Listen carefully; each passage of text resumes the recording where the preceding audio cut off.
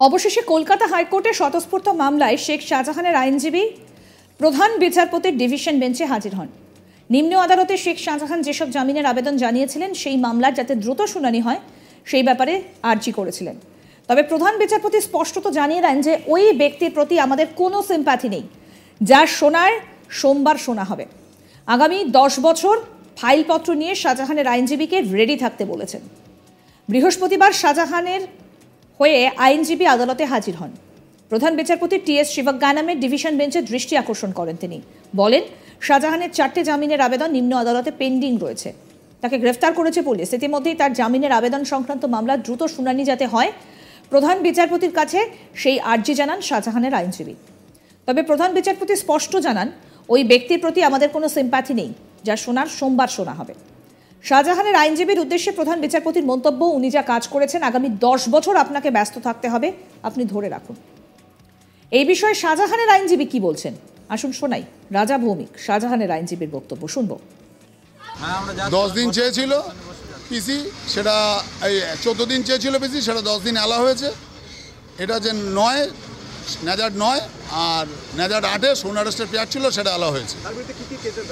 ধারা অনেক আছে, একটা না একাধিক ধারা, যেমন 353, 307, 333 থেকে শুরু করে 392 থেকে শুরু করে অনেক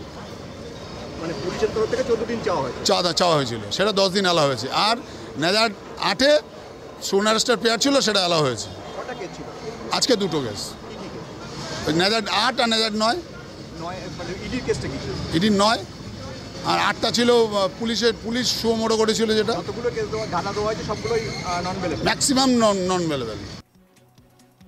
আমাদের প্রতিনিধি মানস নস্কর কি প্রতিবেদন তুলে ধরলেন আসুন শোনাই। অবশেষে কলকাতা হাইকোর্টে দায়ের হওয়া স্বতঃস্ফূর্ত মামলায় শেখ শাহজাহানের আইনজীবী হাজির হলেন এদিন প্রধান বিচারপতির ডিভিশন বেঞ্চে। প্রধান বিচারপতির ডিভিশন বেঞ্চে তিনি শেখ শাহজাহান নিম্ন আদালতে যে সমস্ত জামিনের আবেদন জানিয়েছিলেন সেই মামলার যাতে দ্রুত শুনানি হয় সেই ব্যাপারে আর্জি জানিয়েছিলেন। কিন্তু প্রধান বিচারপতি স্পষ্ট জানালেন, ওই ব্যক্তির প্রতি আমাদের কোনো সিম্প্যাথি নেই, আমাদের কোনো সহানুভূতি নেই ওই ব্যক্তির প্রতি। এবং একই সঙ্গে প্রধান বিচারপতি ওই আইনজীবীর উদ্দেশ্যে বলেন যে আপনার মক্কেল যা কাজ করেছেন, আপনি ফাইলপত্র নিয়ে রেডি থাকুন, আগামী 10 বছর আপনাকে এই মামলায় ব্যস্ত থাকতে হবে।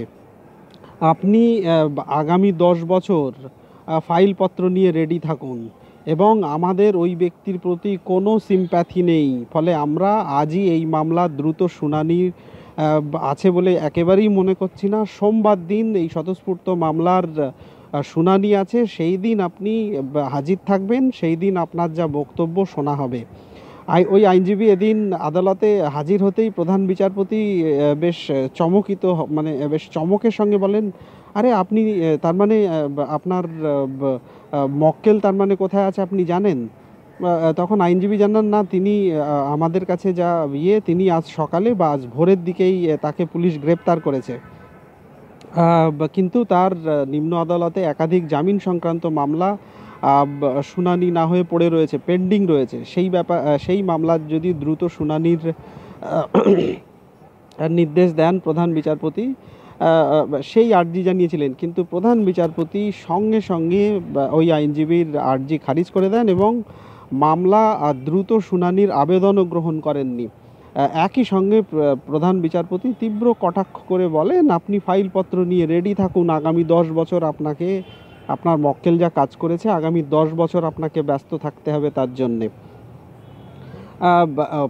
প্রধান বিচারপতি গতকাল এই মামলাতেই রাজ্যের আবেদনের পরিপ্রেক্ষিতে নির্দেশ দিয়েছিলেন যে সিবিআই, ইডি এবং রাজ্য পুলিশ যে কেউ গ্রেপ্তার করতে পারে শেখ শাহজাহানকে।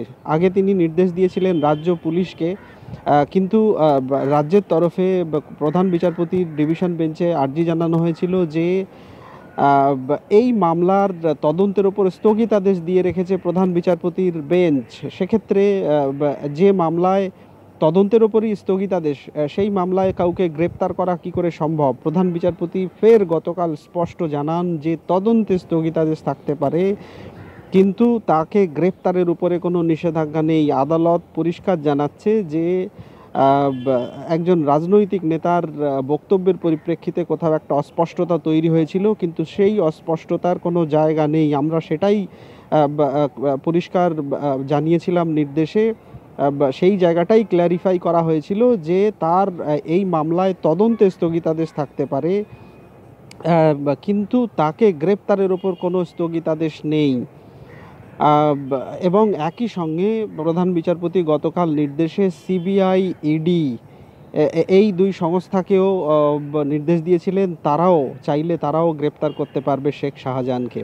তারপরেই আজ সকালে তিনি গ্রেপ্তার হয়েছেন বলে তার আইনজীবী সূত্রে আমরা জানতে পাচ্ছি। তার আইনজীবী এদিন প্রধান বিচারপতির ডিভিশন বেঞ্চেই জানিয়েছেন যে শেখ শাহজাহান ইতিমধ্যেই আজ সকালে বা ভোর নাগাদ গ্রেপ্তার হয়েছে। 5ই জানুয়ারি শেখ শাহজাহানের বাড়িতে যখন ইডি আধিকারিকরা গেছিল, সেখানে সাংঘাতিকভাবে তারা আক্রান্ত হয় এবং ইডি আধিকারিকদেরকে মারধর করা হয়, গাড়ি ভাঙচুর করা হয়। তারপর থেকেই শেখ শাহজাহান দীর্ঘ প্রায় 2 মাস ধরে পলাতক ছিলেন, তাকে ধরতে পারছিল না পুলিশ। একই সঙ্গে এলাকার মানুষ এত দীর্ঘ 3-4 বছরের দীর্ঘদিনের যে নির্যাতন বা ক্ষোভ, সেই ক্ষোভে ফেটে পড়েছিল এলাকার মানুষ। শাহজাহানের যে বলা যায় যে তিনি ওই এলাকায় একজন জনপ্রতিনিধি হয়ে যে কুকীর্তি বা যা করেছেন, নারী নির্যাতনের মতো যে ভয়ঙ্কর সব অভিযোগ, একই সঙ্গে সাধারণ মানুষের জমি কেড়ে নেওয়ার মতো অভিযোগ, সেই সমস্ত অভিযোগ প্রধান বিচারপতি শোনার পর প্রধান বিচারপতিও অত্যন্ত ক্ষুব্ধ হয়েছেন রাজ্য পুলিশের ওপরে এবং রাজ্য প্রশাসনের ওপরে, যে একজন জনপ্রতিনিধি দিনের পর দিন এইভাবে সাধারণ মানুষের ওপর অত্যাচার করেছে। তার বিরুদ্ধে একাধিক এফআইআর দায়ের হয়েছে, কিন্তু রাজ্য পুলিশ প্রশাসন ব্যর্থ তার প্রতিকার করতে, সাধারণ মানুষের যে অভিযোগ তার প্রতিকার করতে। কিন্তু এখন যখন আদালত সক্রিয় হয়েছে, তখন সাধারণ মানুষের জমি ফেরত দেওয়া হচ্ছে বলে তিনি সংবাদপত্র সূত্রে জানতে পারছেন বলে গতকালই ক্ষোভ ব্যক্ত করেছিলেন।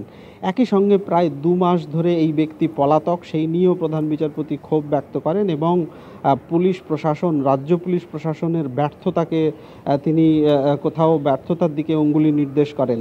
তারপরেই কেন্দ্রীয় এজেন্সিকেও নির্দেশ দিয়েছিলেন, সিবিআই, ইডিকেও নির্দেশ দিয়েছিলেন, তারাও চাইলে গ্রেপ্তার করতে পারে। তারপরেই আজ সকালে শেখ শাহজাহান গ্রেপ্তার হয়েছে বলে জানা যাচ্ছে।